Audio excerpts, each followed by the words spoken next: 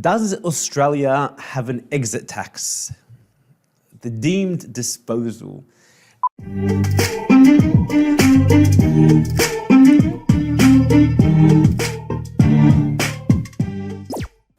As we know, the Australian tax system is intricate.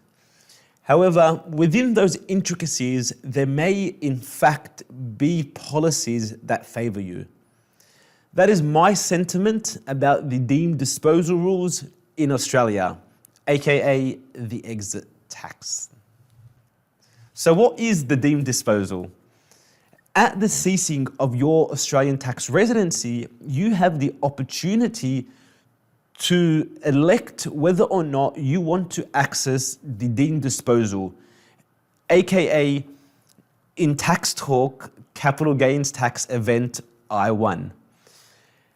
And the way the CGT I1 event is calculated is it takes the cost base of the asset as you regularly calculate a CGT event. And in this case, you use the market value as at the date of ceasing your residency to determine the capital gains in that event. So let's give you an example to simplify things. We have Jeremy here. Jeremy purchased one Bitcoin at $20,000 in 2018. Jeremy's plan is to hold on to that Bitcoin for an extended period of time. He's got no plans on selling that. As the words are, hodl, hold on for dear life.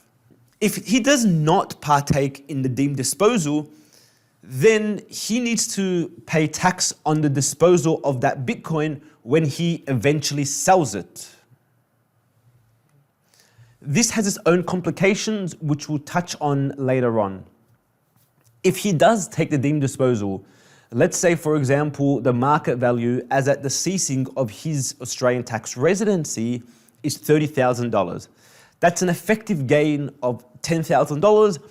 If he's held it for more than 12 months, it's a 50% discount on that gain. And then that $5,000 taxable gain goes on to his taxable income, where he's taxed at marginal tax rates. However, the devil is in the detail here.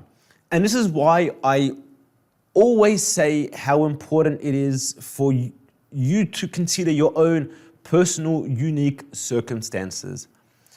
Let's say Jeremy plans to return back to Australia in, say, 10 years.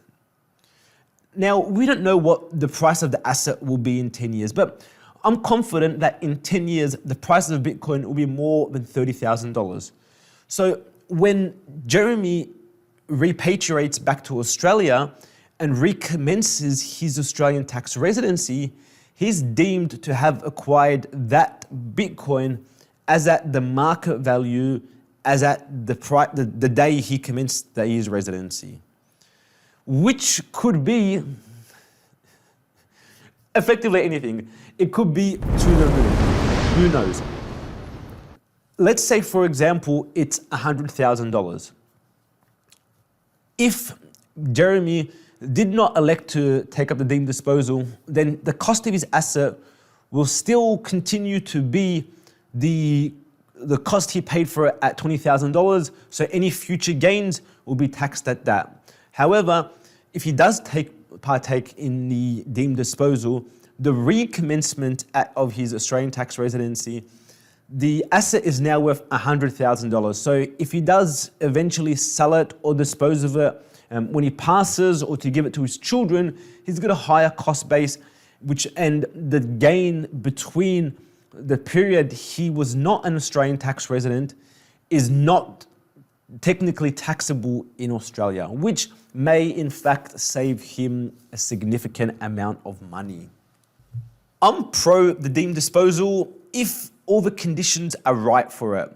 Let's talk about some pros and some cons of the deemed disposal to give you a bit more information. Let's start off with the cons. And look, this is the biggest con of all, and I completely understand where it comes from. It is having to come up with the money to pay the tax without actually disposing of the assets. And I understand if this is not possible to do because you might have a significant asset and cash flow might be tight.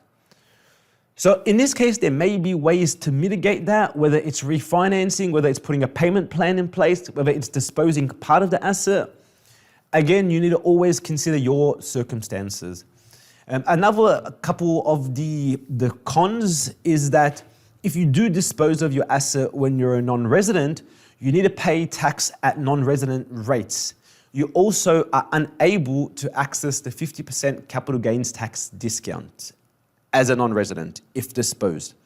And the last con is, as I mentioned with Jeremy, you're not able to reacquire that asset as at its new market value at the recommencement of Australian tax residency. Some of the pros are you do get to access the 50% capital gains tax discount, you get taxed to your resident rates, and you have the option of, or you have the ability to recommence the market value or the cost, which as at the market value of your recommencement of your Australian tax residency. Please note that once this choice has been made, it applies to all capital gains tax assets that are non-taxable Australian property.